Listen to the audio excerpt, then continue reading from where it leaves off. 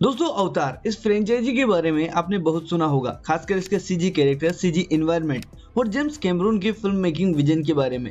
ऐसे में बहुत से प्रश्न भी अवतार फ्रेंचाइजी को लेकर हैं, जैसे क्यों इस फ्रेंचाइजी को फिल्म मेकिंग में एक क्रांति माना जाता है, क्यों इसके डायरेक्टर जेम्स कैमरून को एक डायरेक्टर से ज्यादा एक इनोवेटर, एक साइंटिस्ट कहा जाता है, क्यों इस फ्रेंचाइजी के पहले पार्ट को आने में 16 और दूसरे पार्ट को आने में 13 साल लगे। ऐसे बहुत सारे फैक्ट्स और डिटेल्स अवतार की मेकिंग टेक्निक के बारे में हम इस वीडियो में आपको बताएंगे। सो वी रिक्वेस्ट यू कि आप इस वीडियो को एंड तक जरूर देखें। James Cameron said that the film would have to hit in order to break even. He was saying that the film would have to be the third or fourth highest grossing movie of all time to break even. Guys, अवतार franchise में सबसे ज्यादा समय इसकी technology के ही development में लगा है। दरअसल अवतार की कहानी शुरू होती है 1994 से, जब फिल्म के डायरेक्टर जेम्स कैमरून ने अवतार के लिए 80 पेजेस की एक कच्ची स्क्रिप्ट लिखी, या यूं कहें कि पटकथा, कि पंडोरा की दुनिया कैसी होनी चाहिए और वहां के नावी लोग कैसे होने चाहिए, कैसे दिखने चाहिए, ताकि उस इंफॉर्मेशन के जरिए आगे की स्क्रिप्ट को कंप्लीट किया जा सके।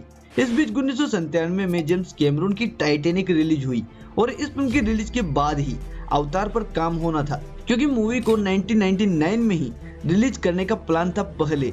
मतलब कि जो मूवी 2009 में आई उसे तो 1999 में ही आना था, बट जेम्स कैमरून ने ऐसा नहीं किया, क्योंकि जो टेक्नोलॉजी उन्हें अवतार की मेकिंग में चाहिए थी वो तब तक अवेलेबल ही नहीं थी।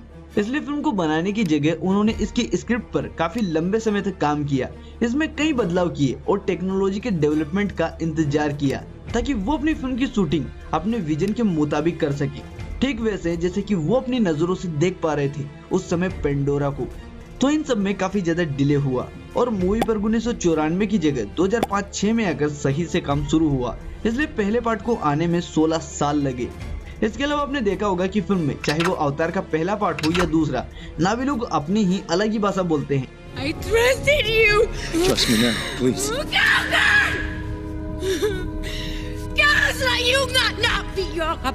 अब इस लैंग्वेज को 2005 में नावी लोगों के लिए अलग से ही डेवलप किया गया था, जैसे कि बाहुबली में Nimda, Dozras tell me, हर तबुश क्रैक ओइकनिम बुमला।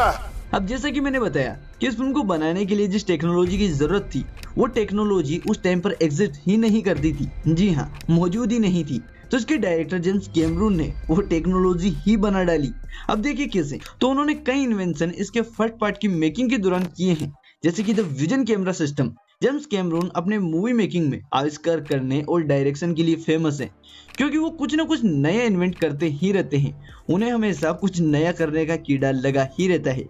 अवतार के फर्स्ट पार्ट में भी पुराने फिल्मिंग सिस्टम पर भरोसा करने के बजाय कैमरून ने फिल्म को 3D में ही शूट करने के लिए अपने खुद के ही फ्यूजन कैमरा सिस्टम का यूज किया।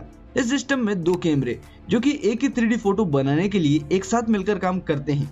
इससे वो सीन जब शूट होता है तभी वो 3D बन जाता है। मान लीजिए जब कोई फोटो खींची तभी 3D में खींच गई। इससे पहले क्या होता था कि 2D में मूवी को शूट किया जाता था और फिर कंप्यूटर ग्राफिक्स की मदद से 3D में उसे कन्वर्ट किया जाता था। बट ये काम शूट के बाद एडिट के वक्त होता था, जिससे अगर 3D परफेक्ट फ्रेम में नहीं आया या प्रॉपर नहीं आया तो दोबारा शूट करो। इसलिए जेम्स कैमरून ने उसे ऐसा कर दिया कि वो शूट के वक्त ही 3D में बदल जाए, तो झंझट ही खत्म।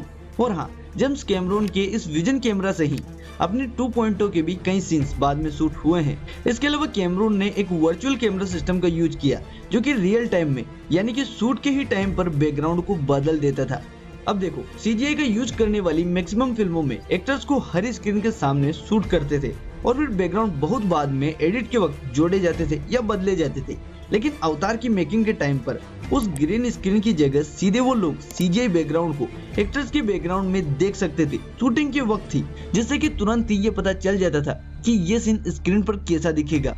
नेक्स्ट थी परफॉर्मेंस टेक्नोलॉजी। अब देखो, मैं आपको नॉलेज के लिए बताता हूँ कि ये जो होती है ना मोके पीके, ये क्या है? मेरा मतलब है मोशन कैप्चर और परफॉर्मेंस कैप्चर। इनमें एक्टर्स को मोकेप या स्किन बॉडी टाइट सूट या फिर बॉडी पर ही मार्कर या सेंसर पहनाए जाते हैं। अब ये जो सूट्स है ना, इनको मोकेप सूट्स बोलते हैं। तो ये सूट क्या करता है कि जब भी एक्टर इनको पहनकर कुछ भी एक्ट करता है, जैसे हिलता है, चलता है या कोई भी सीन परफॉर्म करता है, तो वही same to same scene screen पर उस एक्टर का 3D मॉडल भी परफॉर्म करता है। अब एक तो होती है मोशन कैप्चर टेक्नोलॉजी, जिसमें एक्टर्स को मोकेप सूट पहनाए जाते हैं और फिर वो सूट्स एक्टर के मूवमेंट के डाटा को यानी कि जैसे एक्टर ने हाथ उठाया तो वो 3D मॉडल भी हाथ उठाएगा। बट जैसे मानो एक्टर मुस्कुराया तो फिर उसमें परफॉर्मेंस कैप्चर टेक्नोलॉजी को यूज में लिया जाता है, क्योंकि छोटी और बारीक चीजों को 3D मॉडल पर दिखाने के लिए मोशन कैप्चर काम में नहीं आता। जैसे कि एक्टर ने अपनी उंगलियां उठाई तो उसमें परफॉर्मेंस कैप्चर टेक्नोलॉजी को ही यूज में लेना पड़ेगा। अब वो भी चलते हैं टॉपिक पर। तो मोकेप और पीकेप आप समझ गए होंगे। मोकेप का मतलब मोशन कैप्चर, पीकेप का मतलब performance capture.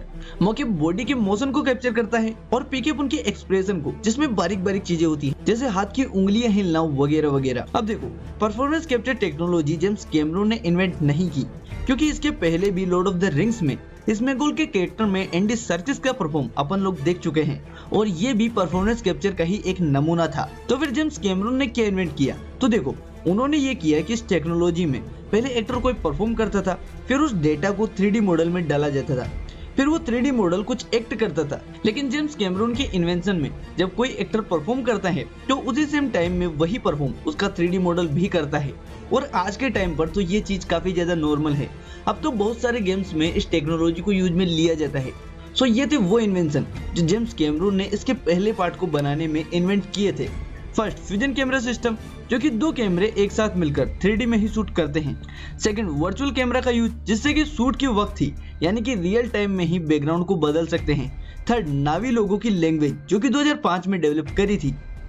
And 5, new invent performance capture technology, जिससे कि एक्टर्स के परफॉर्मेंस के दौरान ही 3D कैरेक्टर भी परफॉर्म करता है। बाकी आज के लिए सिर्फ इतना ही। अब अगर इस वीडियो पर अच्छा रिस्पॉन्स मिलता है तो हम इस फ्रेंचाइजी पर और भी वीडियोस लेकर आएंगे। फिलहाल जाएंगे। और क्या हमें 2D 3D 4D इन फिल्म मेकिंग टेक्निक पर भी वीडियो लानी चाहिए, जिससे कि आपको इनके बारे में पता चले कि ये आखिरकार काम कैसे करते हैं? कमेंट में जरूर बताना। चलिए, जय हिंद, जय भारत।